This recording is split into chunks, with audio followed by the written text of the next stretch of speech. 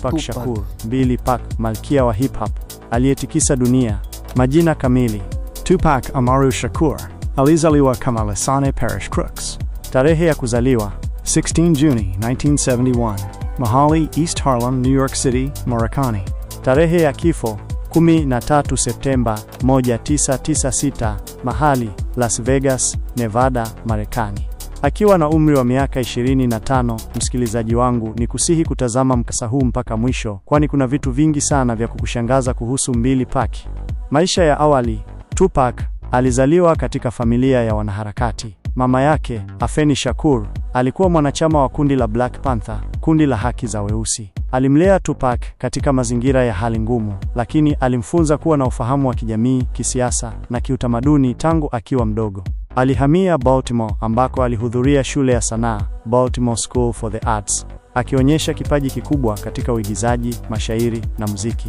Baadaye alihamia California ambako ndoto yake ya kuwa rapa ilianza kutimia. Msikilizaji wangu, ni kusihi kusubscribe channel yangu hii pendwa ya The Best Education in Love Media, na pia ulike video hii ili kuwa mtu wa kwanza kupata video zangu singi za kuelimisha na kukupatia elimu ya kimaisha.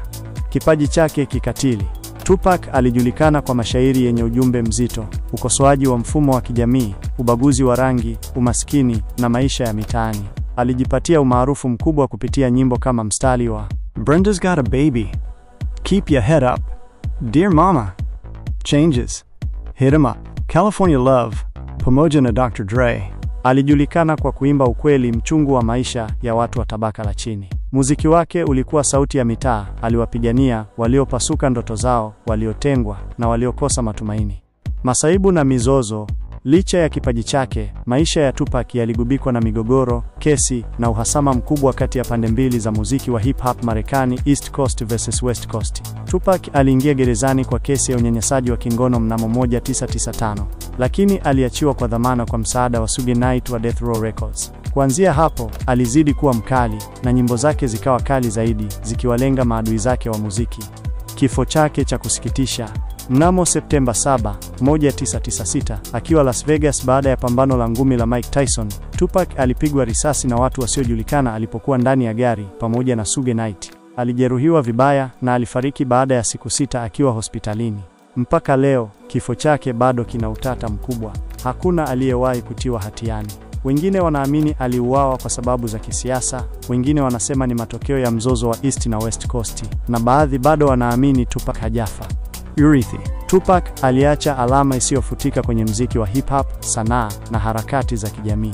Hadi leo, muziki wake bado unasikika, mashairi yake yanasomwa na jina lake linaheshimiwa. Aliigiza pia katika filamu kama Juice, Poetic Justice, Above the Rim na Gridlocked. Aliuawa akiwa kijana, lakini alifanya mengi kuliko watu waliokuwepo maisha yao yote. Kwa wengi, Billy Pac si msanii tu, bali ni msemaji wa kizazi, mkombozi wa mitaa na shujaa wa kweli.